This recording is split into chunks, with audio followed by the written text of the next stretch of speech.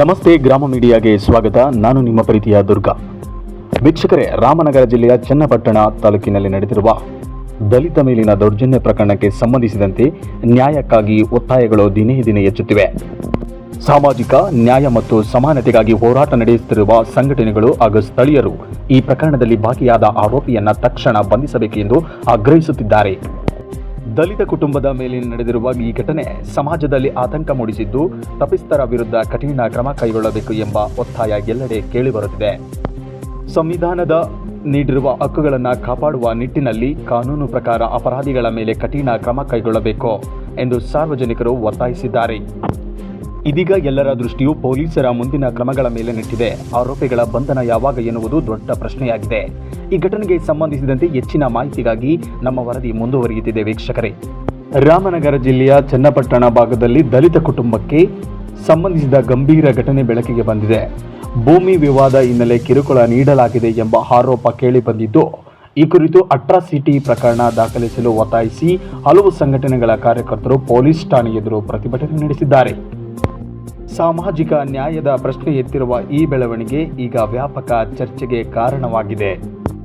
ಚನ್ನಪಟ್ಟಣ ತಾಲೂಕಿನ N R colony ಬ್ರಹ್ಮಿಣಿಪುರದಲ್ಲಿ ವಾಸವಾಗಿರುವ ರಾಜಣ್ಣ ಮತ್ತು ಭಾಗ್ಯಮ್ಮ ದಂಪತಿಯ ಕುಟುಂಬ ಕಳೆದ ಕೆಲವು ದಿನಗಳಿಂದ ಸಂಕಷ್ಟ ಎದುರಿಸುತ್ತಿದೆ ಎಂಬ ಮಾಹಿತಿ ಹೊರಬಂದಿದೆ. ಪೀಡಿತ ಕುಟುಂಬದ ಹೇಳಿಕೆಯ ಪ್ರಕಾರ ಗ್ರಾಮದಲ್ಲಿರುವ ಮೇಲ್ದರ್ಜೆಯ ಜಾತಿಯವರಾದಂತಹ ಸಿದ್ದರಾಜು ಮತ್ತು ಶಾಂತರಾಜು ಎನ್ನುವ ಭೂಸ್ವಾಮ್ಯ ವಿಚಾರದಲ್ಲಿ ಒತ್ತಡ ತರುತ್ತಿದ್ದಾರೆ ಎನ್ನಲಾಗಿದೆ. ಈ ಹಿನ್ನೆಲೆಯಲ್ಲಿ ಮಾನಸಿಕ ಒತ್ತಡ ಹಾಗೂ ಬೆದರಿಕೆಗಳು ಎದುರಾಗಿವೆ ಎಂದು ಅವರು ತಿಳಿಸಿದ್ದಾರೆ. ಘಟನೆ ಹೊರಬಂದ ತಕ್ಷಣ ಸ್ಥಳೀಯರಲ್ಲಿ ಆತಂಕ ಹೆಚ್ಚಿದ್ದು, ಸಾಮಾಜಿಕ ಜಾಲತಾಣಗಳಲ್ಲೂ ಚರ್ಚೆ ಆರಂಭವಾಗಿದೆ. ಪ್ರತಿಭಟನೆ ವೇಳೆಯಲ್ಲಿ ಬೆಂಗಳೂರು ವಿಶ್ವವಿದ್ಯಾಲಯದ ವಿದ್ಯಾರ್ಥಿ ನಾಯಕನಾದ ಸುನಿಲ್ ಅಸಾಳ್ ಅವರು ಈ ಕುರಿತು ಮಾತನಾಡಿದ್ದಾರೆ. ಜೈ ಭೀಮ್ ಬಂಧುಗಳೇ, ಇವತ್ತು ನಾನೇನು ಒಂದು ಕೋಲಾರ ಜಿಲ್ಲೆಯಿಂದ ನಾನು ಬಂದಿದ್ದೀನಿ. ಏನಕ್ಕಪ್ಪ ಬಂದಿದ್ದೀನಿ ಅಂದ್ರೆ, ನಮ್ ದಲಿತರಿಗೆ ಏನು ಒಂದು ಅನ್ಯಾಯ ಆಗ್ತಿದೆ. ಅನ್ಯಾಯ ಆಗ್ತಿದೆ ಅಂದ್ರೆ ಫಸ್ಟ್ ನಾವು ಅಲ್ಲಿ ಇರ್ತೀವಿ, ಓಕೆನಾ? ಇವತ್ತು ಏನೋ ಒಂದು ಚನ್ನಪಟ್ಟಣ ಒಂದು ತಾಲೂಕಿನ ಒಂದು ಬ್ರಹ್ಮಣಿಪುರ ಇದೆ. ಆ ಬ್ರಹ್ಮಣಿಪುರದಲ್ಲಿ ಏನೋ ರಾಜಣ್ಣ ಅಂತಿದ್ದಾರೆ. ಅವರು ದಲಿತ ವರ್ಗಕ್ಕೆ ಸೇರಿದವರು. ಏನೋ ಸವರ್ಣೀಯರು ಏನಿದ್ದಾರೆ, ಶಾಂತಪ್ಪ ಮತ್ತೆ ಶಾಂತರಾಜು ಮತ್ತೆ ಸಿದ್ದರಾಜು, ಏನೋ ಅವರನ್ನು ಸವರ್ಣೀಯರು. ಏನೋ ಇವರು ರಾಜಣ್ಣ ಅವರು ಒಂದು ಸೇರಿರೋ ಒಂದು ಜಮೀನು ಅವ್ರಿಗೆ ಸೇರಿರೋದು. ಏನೋ ಅವರು ಸರ್ವೆ ಮಾಡಿಸ್ಬೇಕು ಅಂತ ಬರ್ತಾರೆ. ಸರ್ವೆ ಮಾಡಿಸೋ ಒಂದು ಸಂದರ್ಭದಲ್ಲಿ ಇವರೇನು ಮೇಲ್ವರ್ಗಕ್ಕೆ ಸೇರಿದಂತ ಒಂದು ಶಾಂತಪ್ಪ ಮತ್ತು ಸಿದ್ದರಾಜು ಅವರೇನೋ ಅಡ್ಡಿಪಡಿಸ್ತಾರೆ. ಅದೇ ವಿಚಾರವಾಗಿ ಇವರು ರಾಜಣ್ಣ ಅವ್ರ ಕುಟುಂಬದವರು ಎಷ್ಟೋ ಸರಿ ಬಂದ್ಬಿಟ್ಟು ಒಂದು ಮನವಿ ಪತ್ರ ಕೊಟ್ಟಿರ್ತಾರೆ, ಒಂದು ಕಂಪ್ಲೇಂಟ್ ಕೊಟ್ಟಿರ್ತಾರೆ. ಆದ್ರೆ ಯಾವುದೇ ಒಂದು ರೀತಿ ಒಂದು ಕಂಪ್ಲೇಂಟ್ ನ ಇವ್ರು ತಗೊಂಡಿರಲ್ಲ ಪೊಲೀಸ್ ಅವರು. ಏನೋ ನಿನ್ನೆ ಬಂದ್ಬಿಟ್ಟು ಒಂದು ಕಂಪ್ಲೇಂಟ್ ಕೊಟ್ಟಿರ್ತಾರೆ ಇವರು, ಏನೋ ಶಾಂತಪ್ಪ ಕುಟುಂಬದವರು. ಅವ್ರು ಒನ್ ಟೈಮ್ ಒಂದು ಕಂಪ್ಲೇಂಟ್ ಕೊಟ್ಟಿದ್ದಕ್ಕೆ FIR ಮಾಡಿರ್ತಾರೆ. ಏನೋ ನಾವು ದಲಿತರಾಗಿ ಹುಟ್ಟಿದ್ದೆ ತಪ್ಪ, ನಾವು ಇದುವರೆಗೂ 3 ರಿಂದ 4 ಸರಿ ಬಂದಿದೀವಿ, ಯಾಕೆ ಕಂಪ್ಲೇಂಟ್ ತಗೊಂಡಿಲ್ಲ? ಹಂಗ ನಾವು ದಲಿತರಾಗಿ ಹುಟ್ಟಿದ್ದೆ ತಪ್ಪ ಹೇಳಿ? ನೂರಾರು ಒಂದು ವರ್ಷಗಳಿಂದ ನಾವು ದಬ್ಬಾಳಿಕೆಯಿಂದಾನೇ ಬಂದಿದ್ದೀರಿ. ಇವಾಗೂ ದಬ್ಬಾಳಿಕೆಯಲ್ಲಿ ಇರ್ಬೇಕಂದ್ರೆ ಇದು ನ್ಯಾಯನಾ? ಬೆಕ್ಕೆ ಬೇಕು, ಬೆಕ್ಕೆ ಬೇಕು. ಎಲ್ಲಿವರೆಗೂ ಹೋರಾಟ? ಈ ಪ್ರತಿಭಟನೆಯ ಕುರಿತು ಮತ್ತೋರ್ವ ಕಾರ್ಯಕರ್ತನಾದ ರಾಜು ವೆಂಕಟಪ್ಪ ಅವರು ಮಾತನಾಡಿದರು. ಚನ್ನಪಟ್ಟಣ ಪೊಲೀಸ್ ಠಾಣೆ ಕಡೆ ಒಂದು ಪ್ರತಿಭಟನೆ ಮಾಡ್ತಾ ಇದೀವಿ. ಇದು ಬಹಳ ಮಹತ್ತರವಾದ ಪ್ರತಿಭಟನೆ. ಯಾಕಂತಂದ್ರೆ ನಾವು ಪ್ರತಿಭಟನೆ ಹೋರಾಟ ಮಾಡೋಕ್ಕೆ ಹೊರಟಿರೋಂಥ ವಿಚಾರ ಬಂದು ಭೂಮಿಯ ವಿಚಾರ. ಯಾವುದೇ ಒಬ್ಬ ವ್ಯಕ್ತಿಗೆ ಇವತ್ತು ಅವನ ಒಂದು ಅಸ್ತಿತ್ವದ ಮಾನದಂಡ ಏನಂದ್ರೆ ಒಂದು ಭೂಮಿ, ಇಲ್ಲ ಉದ್ಯೋಗ, ಇಲ್ಲ ವಿದ್ಯಾರ್ಹತೆ. ದಲಿತರಿಗೆ ಈ 3 ವಿಚಾರದಲ್ಲಿ ಅನ್ಯಾಯ ಆಗಿದೆ. ಅನ್ಯಾಯ ನಿರಂತರವಾಗ್ತಾ ಬರ್ತಾ ಇದೆ, ಇವತ್ತು ಆಗ್ತಾನೆ ಇದೆ. ಆದರೆ ಇದನ್ನ ಪ್ರತಿರೋಧಿಸುವಲ್ಲಿ ಎಲ್ಲೋ ಒಂದು ಸಂಘಟಿತ ಹೋರಾಟ ಅಥವಾ ಒಂದು ಸಾಂಘಿಕ ಶಕ್ತಿ ಪ್ರದರ್ಶನ ನೀಡುವಲ್ಲಿ ನಾವು ದಲಿತರು ಕೂಡ ಹೇಳಿದ್ವಿ. ಅದರ ಪ್ರತಿಫಲವಾಗಿ ನಾವಿವತ್ತು ಭೂಮಿಗಾಗಿ, ಹಕ್ಕುಗಳಿಗಾಗಿ ಇನ್ನೂ ಕೂಡ ಈ ರೀತಿ ಬೀದಿನಲ್ಲಿ ನಿಂತ್ಕೊಂಡು ಹೋರಾಟ ಮಾಡೋಂಥ ಪರಿಸ್ಥಿತಿ ಬಂದಿದೆ. ಅದೇ ರೀತಿ ಉದಾಹರಣೆಗೆ ಇವತ್ತು ಚನ್ನಪಟ್ಟಣ ತಾಲೂಕಲ್ಲಿ ಏನು ರಾಜಣ್ಣ ಮತ್ತೆ ಅವರ ದಲಿತ ಕುಟುಂಬಗಳು ಏನಿವೆ, ಎನ್ಆರ್ ಕಾಲೋನಿ ಬ್ರಹ್ಮಣಿಪುರ ದಾಖಲೆಯಲ್ಲಿ ಇರುವಂತಹ ದಲಿತ ಕುಟುಂಬಗಳು, ಅವರಿಗೆ ಸರ್ಕಾರದಿಂದ ಬಂದಂತ ಸಾಂವಿಧಾನಿಕ ಭೂಮಿಯ ಹಕ್ಕನ್ನ ವಾಮ ಮಾರ್ಗದಿಂದ 3ನೇ ವ್ಯಕ್ತಿ ಮೂಲಕ ಅನ್ಯಾಯದಿಂದ ಅಕ್ರಮದಿಂದ ಕಬಳಿಸಿ ಅವರ ತಾತ ಮುತ್ತಾತರ ಕೈಯಲ್ಲಿ 100-200 ರೂಪಾಯಿಗೆ ಸೈನ್ ಮಾಡಿಸ್ಕೊಂಡು ಭೂಮಿಯನ್ನು ಕಬ್ಜಾ ಮಾಡ್ಕೊಂಡು ಅವರಿಂದ ಭೂಮಿ ಕಿತ್ಕೊಳ್ಳೋ ಪ್ರಯತ್ನ ನಡೀತಾ ಇದೆ ನಿರಂತರವಾಗಿ. ಇಷ್ಟು ವರ್ಷಗಳ ಕಾಲ ಅದರಲ್ಲಿ ಬರುವಂತ ಫಸಲು ಉತ್ಪನ್ನಗಳನ್ನ ಅವರು ಬಳಸ್ಕೊಂಡು ಆರ್ಥಿಕವಾಗಿ ಸದೃಢರಾಗಿದ್ದಾರೆ, ಎಲ್ಲ ರಾಜಕೀಯ ಅಧಿಕಾರಗಳನ್ನ ಅನುಭವಿಸಿದ್ದಾರೆ. ಆದ್ರೆ ಈ ಬಡ ದಲಿತ ಕುಟುಂಬಗಳು ಇವತ್ತಿಗೂ ಕೂಡ ಒಂದು ಕೆಳ ಮಧ್ಯಮ ವರ್ಗದಲ್ಲಿ ಅಥವಾ ಬಡತನ ರೇಖೆಗಿಂತ ಕೆಳಗಡೆ ಬದುಕಂತ ಪರಿಸ್ಥಿತಿ ಇದೆ. ಅದರ ಮುಂದುವರೆದ ಭಾಗವಾಗಿ ಈಗೇನು ಅವರ ವಂಶ ಪಾರಂಪರ್ಯವಾಗಿ ಬಂದಂತ ಸರ್ವೆ ನಂಬರ್ 291ರ ಸರ್ವೆ ಮಾಡಿಸ್ಲಾಗಿ ಅದನ್ನ ಸರ್ವೆ ಅಡ್ಬಸ್ ಮಾಡಕ್ ಬಿಡ್ದೇನೆ ಆ ಸರ್ವೆ ಮಾಡಕ್ ಬಂದ್ಮೇಲೆ ತೊಂದರೆ ಕೊಡಕ್ ಸ್ಟಾರ್ಟ್ ಮಾಡಿದಾಗ ನಾವು ಪೊಲೀಸ್ ಸ್ಟೇಷನ್ಗೆ ಕಂಪ್ಲೇಂಟ್ ಕೊಡಕ್ ಬಂದ್ರೆ ಇಲ್ಲಿಯ ಪೊಲೀಸ್ ಸಬ್ ಇನ್ಸ್ಪೆಕ್ಟರ್ ಮಹಾನ್ ಭಾವ ಮನೋಹರ್ ಇದು ಸಿವಿಲ್ ಡಿಸ್ಪ್ಯೂಟ್, ಕಂಪ್ಲೇಂಟ್ ಕೊಡಕ್ ಬರಲ್ಲ, ತಹಶೀಲ್ದಾರ್ ಹತ್ರ ಹೋಗಿ ADLR ಹತ್ರ ಹೋಗಿ ಅಂತ ಟ್ರೈನ್ ತಗೊಂಡು ಎದುರಾಳಿಗಳಿಗೆ ನೀವು DDLR ಕೋರ್ಟ್ಗೆ ಹೋಗಿ ಸ್ಟೇ ತಗೊಬನ್ನಿ ಅಂತ ಐಡಿಯಾ ಇವರೇ ಕೊಟ್ಬಿಟ್ಟು ರಾತ್ರಿ 8 ರಾತ್ರಿ FIR ಮಾಡ್ತಾರೆ ಇವರು.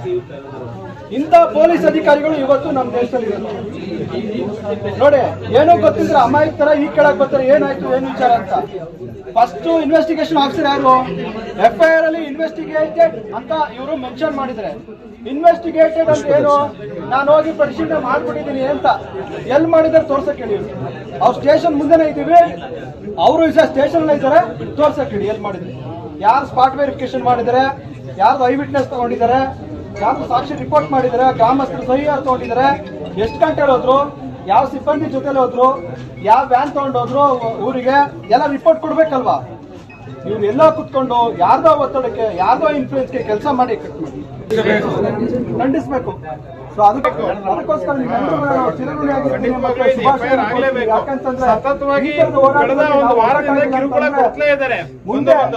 ಒಂದೊಂದು ಸಣ್ಣ ಸಣ್ಣ ವಿಚಾರಗಳು ದೊಡ್ಡ ವಿಚಾರವಾಗಿ ಇಡೀ ದಲಿತರನ್ನ ಆಹುತಿ ತಗೊಳ್ಳಂತ ಕಾಲ ದೂರದಲ್ಲೇನಿಲ್ಲ. ಹಾಗಾಗಿ ಬಂಧುಗಳೇ, ಇವತ್ತು ಎಲ್ಲರೂ ಕೂಡ ಒಟ್ಟಾಗಿ ಹೋರಾಟ ಮಾಡೋ ಪರಿಸ್ಥಿತಿ ಇದೆ ಅಂತ ಹೇಳ್ತಾ, ಈ ಹೋರಾಟ ನಿರಂತರವಾಗಿ ನಾವು ಮಾಡ್ತೀವಿ ಅಂತ ಎಚ್ಚರಿಕೆ ಕೊಡ್ತಾ, ಮಾನ್ಯ ಸಬ್ ಇನ್ಸ್ಪೆಕ್ಟರ್ ಯಾರಿದ್ದಾರೆ ಮನೋಹರ್ ಅವರು ಇಮಿಡಿಯೇಟ್ ಆಗಿ FIR ಮಾಡಬೇಕಂತ ಒತ್ತಾಯ ಮಾಡ್ತಾ ನನ್ನ ಮಾತನ್ನು ಮುಗಿಸ್ತೀನಿ. ಜೈ ಭೀಮ್ ಬಂಧುಗಳೇ, ಜೈ DHS. ಪ್ರತಿಭಟನೆ ವೇಳೆ ಮಾತನಾಡಿದ ದಲಿತ ಹಕ್ಕುಗಳ ಸಮಿತಿ ರಾಜ್ಯ ಪ್ರಧಾನ ಕಾರ್ಯದರ್ಶಿ ಎನ್ ರಾಜಣ್ಣ, ಪೀಡಿತರಿಗೆ ನ್ಯಾಯ ಸಿಗಬೇಕೆಂದು ಆಗ್ರಹಿಸಿ ಪ್ರತಿಭಟನೆಯಲ್ಲಿ ಮಾತನಾಡಿದರು.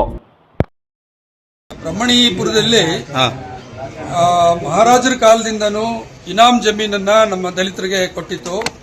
ಅದರ ಅಂಗವಾಗಿ ರಾಜಣ್ಣ ಅಂತೇಳಿ ಅವ್ರಿಗೆ ಬೆಟ್ಟಯ್ಯನವರು, ಅವರ ತಂದೆಯವರು, ಅವರ ತಂದೆಯಿಂದ ಬೆಟ್ಟಯ್ಯನವ್ರಿಗೆ ಬಂದಿದ್ದು ಆ ಜಮೀನನ್ನ ಅವರು ಅನುಭವದಲ್ಲಿ ಇದ್ದಾರೆ.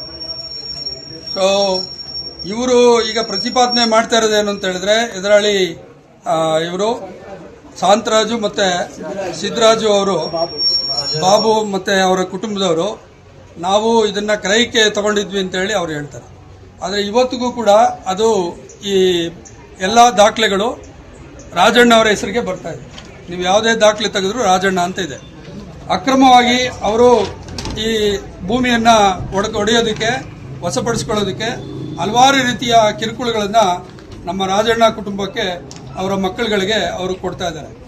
ಭೂಮಿಯಲ್ಲಿ ಹೋಗೋದು, ನಮಗೆ ಸೇರಿದ್ದು ಭೂಮಿ ಅಂತೇಳಿ ತಕರಾರು ತೆಗೆಯೋದು, ಸರ್ವೆ ಅವರು ಬಂದರೆ ಅಡ್ಡಿಪಡಿಸೋದು, ಅಳತೆ ಮಾಡುವಾಗ ಇದನ್ನು ಅಡ್ಡಿಪಡಿಸೋದು, ಮತ್ತು ಬೋರ್ವೆಲ್ನ ಒಂದು ಸಣ್ಣ ಇಲಾಖೆ ಇದರಿಂದ ಸ್ಯಾಂಕ್ಷನ್ ಆದ ಬೋರ್ವೆಲ್ನ ಕೊರೆಸಿ ಅದಕ್ಕೆ ಟ್ರಾನ್ಸ್ಫಾರ್ಮರ್ನ TCಯನ್ನು ಅಳವಡಿಸುವಾಗ ಹೋಗಿ ಅದಕ್ಕೆ ಅಡ್ಡಿಪಡಿಸೋದು, ಈ ರೀತಿಯಲ್ಲಿ ಕಿರುಕುಳ ನೀಡ್ತಾ ಬಂದಿದ್ದಾರೆ. ಇವ್ರಿಗೆ ಎಲ್ಲ ರೀತಿಯ ಅಧಿಕಾರಿಗಳು ಮತ್ತು ಇವರು ಸಹಕಾರ ಕೊಟ್ಕೊಂಡು ಬಂದಿದ್ದಾರೆ. ದಲಿತರಿಗೆ ಮೋಸ ಮಾಡಿಕೊಂಡು ಅನ್ಯಾಯ ಮಾಡ್ಕೊಂಡು ಬಂದಿದ್ದಾರೆ. ದಲಿತರು ಕೋರ್ಟ್ಗೆ, ಇದು ಪೊಲೀಸ್ ಠಾಣೆಗೆ ಬಂದು ದೂರು ಕೊಡಕ್ಕೆ ಬಂದರೆ ದೂರು ತಗೊಳ್ಳಲ್ಲ, ಆದರೆ ಅವ್ರು ಕೂಡ ದೂರನ್ನು ಮಾತ್ರ ದಾಖಲಿಸಿ ಇವ್ರ ಮೇಲೆ ಕ್ರಮ ತಗೊಳ್ಳೋಕ್ಕೆ ನಿಂತಿದ್ದಾರೆ ಪೊಲೀಸ್ನವರು. ಆ ಕಾರಣಕ್ಕಾಗಿ ನಮ್ಮ ದಲಿತ ಹಕ್ಕುಗಳ ಸಮಿತಿಯ ಮಂಡ್ಯ ಜಿಲ್ಲೆ ಮತ್ತು ರಾಮನಗರ ಜಿಲ್ಲೆ ಮತ್ತು ಚನ್ನಪಟ್ಟಣ ಹಾಗೆ ಮದ್ದೂರು ಹಲವಾರು ಭಾಗಗಳಿಂದ ಇಲ್ಲಿ ಮುಖಂಡರುಗಳು ನಾವು ಸೇರಿದ್ದೀವಿ. ಈ ಪ್ರಕರಣದಲ್ಲಿ ದಲಿತರಿಗೆ ನ್ಯಾಯ ಸಿಗಬೇಕು, ಬ್ರಹ್ಮಣೀಪುರದ ದಲಿತರಿಗೆ ನ್ಯಾಯ ಸಿಗಬೇಕು ಅಂತೇಳಿ ಹೋರಾಟ ಮಾಡಲಿಕ್ಕೆ ನಾವಿಲ್ಲಿ ಸೇರಿದ್ದೀವಿ. ಬಂಧುಗಳೇ, ನಾವು ಹೇಳೋದೇನು ಅಂತ ಹೇಳಿದ್ರೆ, ದಲಿತರಿಗೆ ನೂರಾರು ವರ್ಷಗಳಿಂದ ಈ ಸಮಾಜದಲ್ಲಿ ಅನ್ಯಾಯ ನಡೀತಾ ಬಂದಿದೆ. ಭೂಮಿಯನ್ನು ನಮ್ಮಿಂದ ಕಸಿದುಕೊಳ್ಳಲಾಗ್ತಾ ಇದೆ. ಯಾವುದೋ 50 ರೂಪಾಯಿ 100 ರೂಪಾಯಿಗೆ ಹಿಂದೆ ಕಷ್ಟ ಕಾಲದಲ್ಲಿ ಮಾರಿದ್ರು ಅನ್ನೋ ಕಾರಣಕ್ಕಾಗಿ ಇಡೀ ಜಮೀನನ್ನು ವಶಪಡಿಸ್ಕೊಳ್ಳೋ ರೀತಿಯಲ್ಲಿ PTCLನ ಕಾಯ್ದೆಯ ದುರುಪಯೋಗ ಇವತ್ತು ನಡೀತಾ ಇದೆ. ಯಾವುದೇ ಒಬ್ಬ ವ್ಯಕ್ತಿ ದಲಿತರ ಭೂಮಿಯನ್ನ ಯಾವುದೇ ಕಾರಣಕ್ಕೂ ಅವರು ಕೊಂಡ್ಕೊಳ್ಳೋಗಿಲ್ಲ ಕಾನೂನು ಪ್ರಕಾರ. ಹಾಗೆ ಕೊಂಡ್ಕೊಳ್ಳೋದಿದ್ರೆ AC ಅವರಿಂದ DC ಅವರಿಂದ ಅನುಮತಿ ತಗೊಂಡು ಅವರು ಕೊಂಡ್ಕೊಳ್ಳೋದಿದ್ರೆ ಅವ್ರ ಅನುಮತಿ ತಗೊಂಡು ಅವ್ರು ತಗೋಬೋದೇ ಹೊರತಾಗಿ ಇವ್ರನ್ನ ಬಲಾತ್ಕಾರದಲ್ಲಿ ಒತ್ತಾಯದಲ್ಲಿ ಯಾರಿಂದನೂ ಜಮೀನನ್ನ ಬರ್ಸ್ಕೊಳ್ಳೋಕ್ಕೆ ಅವಕಾಶ ಇಲ್ಲ ಕಾನೂನಿನಲ್ಲಿ. ದಲಿತರಿಗೆ ಅದಕ್ಕಾಗಿಯೇ ಸರ್ಕಾರದವರು ಮತ್ತೆ ಮಹಾರಾಜರ ಕಾಲದಲ್ಲಿ ಇನಾಮ್ ಜಮೀನು ಅಂತೇಳಿ ಅವರ ಜೀವನ ನಿರ್ವಹಣೆಗೆ ಅಂತೇಳಿ ಇವತ್ತು ಕೊಟ್ಟಿದ್ದಾರೆ. ಇವತ್ತು ನೀವು ಸರ್ವೆ ಮಾಡಿ, ಯಾವುದೇ ದಲಿತರ ಕುಟುಂಬ ಅರ್ಧ ಎಕರೆ 1 ಎಕರೆ ಮೇಲೆ ಇವತ್ತು ಜಮೀನಿಲ್ಲ. ಒಂದು ಸರ್ವೆ ಏನ್ ಹೇಳುತ್ತೆ ಅಂದ್ರೆ ಇವತ್ತು ದಲಿತರಿಗೆ 9% ಜನಕ್ಕೆ ಮಾತ್ರ ಭೂಮಿ ಇದೆ ಈ ಸಮಾಜದಲ್ಲಿ. 91% ಜನ ಇವತ್ತು ಭೂಮಿ ಇಲ್ಲದೆ ಬದುಕ್ತಾ ಇದ್ದಾರೆ. ಅವ್ರು ಏನಾಗಿದ್ದಾರೆ? ಎಲ್ಲ ಕೃಷಿ ಕೂಲಿಕಾರರಾಗಿದ್ದಾರೆ. ಬೇರೆಯವರ ಜಮೀನಿನಲ್ಲಿ ಕೂಲಿ ಮಾಡಿ ಬದುಕುವಂತ ಪರಿಸ್ಥಿತಿ ಇವತ್ತು ದಲಿತರಿಗಿದೆ. ಆ ಕಾರಣಕ್ಕಾಗಿ ಇವತ್ತು ಭೂಮಿ ಇಲ್ಲ, ವಿದ್ಯಾಭ್ಯಾಸ ಇಲ್ಲ, ಅನಕ್ಷರಸ್ಥರು, ಓದಿಲ್ಲ, ವಿದ್ಯೆ ಇಲ್ಲದೆ ಇರೋ ಕಾರಣಕ್ಕಾಗಿ ಉದ್ಯೋಗ ಸಿಗ್ತಾ ಇಲ್ಲ. ಈ ಕಾರಣಕ್ಕಾಗಿ ಕೂಲಿ ಮಾಡಿ ನಮ್ಮ ಜನರು ಬದುಕುವಂತ ಪರಿಸ್ಥಿತಿ ಈ ಸಮಾಜದಲ್ಲಿ ನಿರ್ಮಾಣ ಆಗಿದೆ. ಇದಕ್ಕೆ ಕಾರಣ ಈ ಸಮಾಜನೇ ಹೊರತು ನಾವಂತೂ ಅಲ್ಲ. ಯಾಕೆಂತ ಹೇಳಿದ್ರೆ ಮೊದಲಿಂದಾನು ನೀವು ದಲಿತರು, ನಿಮ್ಮನ್ನು ಮುಡ್ಸ್ಕೊಳ್ಳೋದಿಲ್ಲ, ನಿಮಗೆ ಬಾವಿಗೆ ಸೇರ್ಸಲ್ಲ, ನಿಮಗೆ ಹೋಟ್ಲಿಗೆ ಸೇರ್ಸಲ್ಲ, ಯಾವುದೇ ಸಾರ್ವಜನಿಕ ಸ್ಥಳಗಳಲ್ಲಿ ನಿಮ್ಗೆ ಅವಕಾಶ ಇಲ್ಲ ಅಂತ ಹೇಳಿ ನಮ್ಗೆ ನಿರ್ಬಂಧ ಏರಿದ್ರಿಂದ ಇವತ್ತು ನಾವು ಈ ಸಮಾಜದಲ್ಲಿ ಎದುರ್ಕೊಂಡು ಬಿಟ್ಟಿ ಚಾಕರಿ ಮಾಡ್ಕೊಂಡು ಕೂಲಿ ಮಾಡ್ಕೊಂಡು ಇವತ್ತು ಜೀವನ ನಾವು ನಿರ್ವಹಿಸ್ತಾ ಇದ್ದೀವಿ. ಆದ್ರಿಂದ ಈ ಒಂದು ಅನುಕೂಲ ಪಡ್ಕೊಂಡು ಮೇಲ್ಜಾತಿಯವರು ನಮ್ಮ ಮೇಲೆ ದೌರ್ಜನ್ಯ ನಡೆಸ್ತಾ ಇದ್ದಾರೆ. ನೀವು ಈ ಸಮಾಜದಲ್ಲಿ ದಲಿತರು ಮೇಲ್ಜಾತಿಯವ್ರ ಮೇಲೆ ದೌರ್ಜನ್ಯ ಎಸಗಿದ್ರು ಅಂತ ಹೇಳಿ ಯಾವ್ದಾದ್ರು ಒಂದು ಉದಾಹರಣೆ ಇದ್ರೆ ನನಗೆ ಹೇಳಿ, ನಾನು ಕೇಳ್ತೀನಿ. ಯಾವ್ದಾದ್ರು ಹಳ್ಳಿನಲ್ಲಿ, ಈ ಹಳ್ಳಿನಲ್ಲಿ ಅಸ್ಪೃಶ್ಯತೆ ಇಲ್ಲ, ಅಸ್ಪೃಶ್ಯತೆ ಆಚರಣೆ ಇಲ್ಲ ಅಂತ ಹೇಳಿ ಯಾವ್ದಾದ್ರು ಗ್ರಾಮ ಇದ್ರೆ ನನಗೆ ತೋರಿಸಿ, ನಾನು ನಿಮ್ ಕಾಲಲ್ಲಿ ನುಸಿತೀನಿ ನಾನು. ಆದ್ರಿಂದ ಇವತ್ತು ಈ ಅಸ್ಪೃಶ್ಯತೆ, ಜಾತಿ ತಾರತಮ್ಯ, ಮೇಲು ಕೀಳು ಅಂತ ಭೇದ ಭಾವ ಇದೆಲ್ಲ ಒಳಗೊಂಡು ಇವತ್ತು ಭೂಮಿ ಇಲ್ದಲೆ, ಉದ್ಯೋಗ ಇಲ್ದಲೆ, ಯಾವುದೇ ಅವಕಾಶಗಳಿಲ್ದಲೆ ಜೀವನ ಮಾಡ್ತಾ ಇರುವಂತ ದಲಿತರ ಮೇಲೆ ಇವತ್ತು ಸಾಮಾಜಿಕ ನ್ಯಾಯ ಕೇಳಿ ಇವತ್ತು ನಾವು ಪೊಲೀಸ್ ಠಾಣೆಗೆ ಇವತ್ತು ನಾವು ಬಂದು ನಿಂತ್ಕೊಂಡಿದ್ದೀವಿ. ಆದ್ರಿಂದ ಇವತ್ತು ನಮ್ಮ ರಾಜ್ಯದಲ್ಲಿ ಹಲವಾರು ಪ್ರಕರಣಗಳು ದಲಿತರ ಮೇಲೆ ನಡೆದಿದ್ದಾವೆ, ದೌರ್ಜನ್ಯಗಳು ನಡೆದಿದ್ದಾವೆ. ಇವತ್ತು ಕಂಬಾಲಪಲ್ಲಿ ಅಂತ ಹೇಳಿ ಒಂದು ಘಟನೆ, 7 ಜನ ಜೀವಂತವಾಗಿ ಸುಟ್ಟು ಹಾಕಿದ್ರು. ಮರಕುಂಬಿ ಅಂತ ಹೇಳಿ ಕೊಪ್ಪಳದಲ್ಲಿ ದೌರ್ಜನ್ಯ ನಡೆಸಿ ಪ್ರಕರಣ ಮತ್ತೆ ಮೊನ್ನೆ ತಾನೇ ತೀರ್ಮಾನ ಆಯ್ತು. 98 ಜನರಿಗೆ ಜೀವಾವಧಿ ಶಿಕ್ಷೆ ಆಯ್ತು ದಲಿತರ ಮೇಲೆ ದೌರ್ಜನ್ಯ ನಡೆಸಿದವ್ರಿಗೆ. ತುಮಕೂರು ಜಿಲ್ಲೆಯಲ್ಲಿ ಹೊನ್ನಮ್ಮ ಅಂತ ಒಂದು ಹೆಣ್ಮಗಳನ್ನ ಭೀಕರವಾಗಿ ಕೊಲೆ ಮಾಡಿದಂತ 23 ಜನಕ್ಕೆ ಇವತ್ತು ಜೀವಾವಧಿ ಶಿಕ್ಷೆ ಆಯ್ತು. ಆದ್ರಿಂದ ಈ ಇಷ್ಟೆಲ್ಲಾ ದೌರ್ಜನ್ಯಗಳನ್ನ, ದಬ್ಬಾಳಿಕೆಗಳನ್ನ ಎದುರಿಸಿಕೊಂಡು ಇವತ್ತು ನಾವು ಈ ಸಮಾಜದಲ್ಲಿ ಜೀವನ ಮಾಡ್ತಾ ಇದ್ದೀವಿ. ಆದ್ರಿಂದ ನಮ್ಗೆ ಸಾಮಾಜಿಕ ನ್ಯಾಯ ಕೊಡಬೇಕು, ಮತ್ತೆ ದೌರ್ಜನ್ಯ ಏನ್ ನಡೀತಾ ಇದೆ ಅದನ್ನ ತಡೆಗಟ್ಟಬೇಕು. ದೌರ್ಜನ್ಯ ಮಾಡುವಂತವ್ರ ಮೇಲೆ ಕಠಿಣವಾದ ಕ್ರಮವನ್ನ ಪೊಲೀಸ್ ಇಲಾಖೆ ತಗೋಬೇಕು. ನಮ್ಮ ಭೂಮಿ ಹಕ್ಕು ಏನಿದೆಯೋ ಆ ಭೂಮಿ ಹಕ್ಕನ್ನ ಇರುವಂತ ತುಂಡು ಭೂಮಿಯನ್ನು ಕೂಡ ಕಿತ್ಕೊಳ್ಳುವಂತ ಈ ಒಂದು ಅನ್ಯಾಯ ನಡೀತಾ ಇದೆ.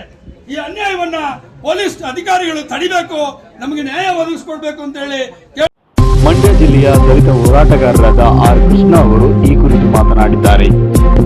ದಲಿತ ಹಕ್ಕುಗಳ ಸಮಿತಿ ಮಂಡ್ಯ ಜಿಲ್ಲೆ ಸಂಪೂರ್ಣವಾದಂತ ಬೆಂಬಲವನ್ನು ಅವರಿಗೆ ರಾಜಣ್ಣ ಅವರಿಗೆ ಕೊಡ್ಲಿಕ್ಕೆ ಬಯಸ್ತಾ ಇದ್ದೇವೆ. ಯಾಕೆ ಅಂತ ಹೇಳಿದ್ರೆ ದಲಿತರು ರತ್ನಪ್ರಭಾ ಅವರ ವರದಿಯವರ ಪ್ರಕಾರದಲ್ಲಿ ಬರೀ 9% ದಲಿತರು ಮಾತ್ರ ಭೂಮಿ ಇದೆ ಅನ್ನುವಂಥದ್ದನ್ನ ನಾವು ಸರ್ಕಾರದಲ್ಲಿ ನೋಡ್ತಾ ಇದೀವಿ. ಅದರಲ್ಲಿ ತುಂಡು ಭೂಮಿಯನ್ನ ದಲಿತರು ಇಟ್ಕೊಂಡಿದ್ರು ಕೂಡ ಆ ಜಮೀನುಗಳಿಗೆ ಸವರ್ಣೀಯರು ತಮ್ಗೆ ಅನುಕೂಲ ಆದ ತಕ್ಕಾಗೆ ಆ ಜಮೀನುಗಳನ್ನ ಕಬಳಿಸ್ಲಿಕ್ಕೆ ನೂರಾರು ರೀತಿಯಲ್ಲಿ ಪ್ರಯತ್ನವನ್ನ ಮಾಡ್ತಿರ್ತಾರೆ. ಇಡೀ ರಾಜ್ಯದಲ್ಲೂ ಕೂಡ ಮಾಡಿದ್ದಾರೆ, ಮಾಡ್ತಾನೂ ಕೂಡ ನಿರಂತರವಾಗಿದ್ದಾರೆ. ಇವತ್ತು ದಲಿತರಿಗೆ ಇರ್ತಕ್ಕಂಥದ್ದು ಭೂಮಿ ಒಂದೇ ಅವಕಾಶ ಇಲ್ಲ, ಉದ್ಯೋಗ ಇರಬೇಕು, ಇಲ್ಲಾಂದ್ರೆ ಭೂಮಿ ಇರಬೇಕು.